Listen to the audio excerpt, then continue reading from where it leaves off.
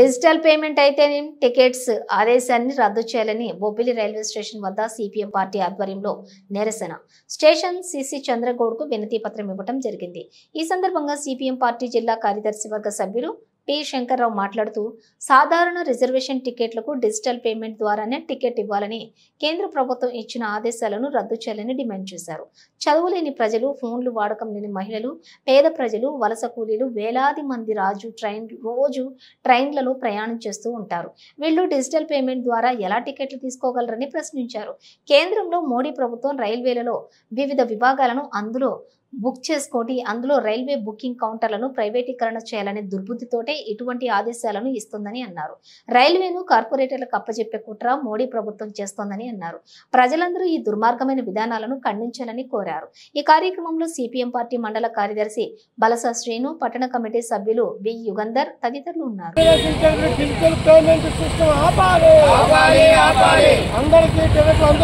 Railway ticket payment ద్వారా ఇవ్వాలి.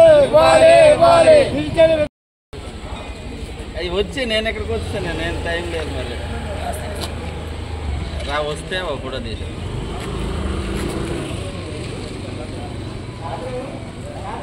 Digital payment ఏదైతే ఆపాలని, అలాగే ప్రైవేటీకరణలో కుట్రలో భాగంగా ఈ ఆదేశాలు ఇచ్చారనేటువంటి ఆలోచనతో కేంద్ర ప్రభుత్వం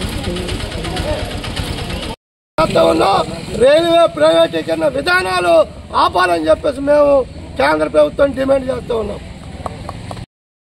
సరే ప్రజలారా, కేంద్ర ప్రభుత్వం ఈరోజు రైల్వే స్టేషన్లో సాధారణమైన టికెట్లు కానీ, అలాగే రిజర్వేషన్ టికెట్లు కానీ ఫోన్పే ద్వారా డిజిటల్ సిస్టమ్ మీద అందరూ టికెట్లు చేసుకోవాలి, డబ్బులు ఇస్తే సాధారణ టికెట్లు కూడా ఇవ్వని చెప్పేసి ఈరోజు కేంద్ర ప్రభుత్వం రైల్వే డిపార్ట్మెంట్ ఆదేశాలు బుకింగ్ వాళ్ళకి ఇచ్చారు.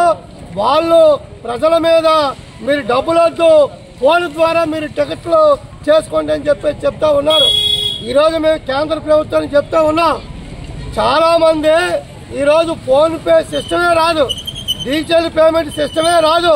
అయినప్పటికీ కూడా మీరు ఈ విధానం తేవడం ప్రధానమైన ఉద్దేశం ఈరోజు రైల్వే బుకింగ్ ద్వారా ఇస్తున్న టికెట్లని ప్రైవేటీకరణ చేయాలనే కుట్రే తప్ప ఇందులో ఇంకోటి కాదు. మన దేశంలో, మన ప్రాంతంలో పేదవాళ్ళు, ఫోన్ లేని వాళ్ళు, అసలు ఫోన్ ఆపరేటింగ్ రాని వాళ్ళు కోట్ల మంది ఉన్నారు. అటువంటి కోట్ల మంది ఉన్నటువంటి ప్రజలు ఈరోజు డిజిటల్ ద్వారా, ఫోన్ పే ద్వారా టికెట్లు ఏ విధంగా తీస్తారని చెప్పేసి మేము ప్రశ్నిస్తా ఉన్నాం. ఈరోజు రోజుకి వలస కూలీలు కొన్ని వందల మంది రోజు బొబ్బుల నుంచి జర్నీ చేస్తారు. వాళ్ళు ఫోన్ ద్వారా నువ్వు టికెట్ తీసుకో, డబ్బులు ఇస్తే మేము టికెట్ ఇవ్వంటే ఇంతకంటే అన్యాయమైనటువంటి ఆదేశాలు ఇంకోటి లేవు. తక్షణమే ఈ విధానం ఆపాలని, అన్ని రకాలుగా టికెట్లు ఇచ్చే పద్ధతి తేవాలని, అంచెలంచెలుగా రైల్వేలో అనేక రకాల విభాగాల్ని ప్రైవేటీకరణ చేసేటువంటి మోడీ విధానాల్ని ప్రజలందరూ ఖండించాలని ఈరోజు సిపిఎం పార్టీగా మేము ప్రజానీకాన్ని కోరుతా ఉన్నాం.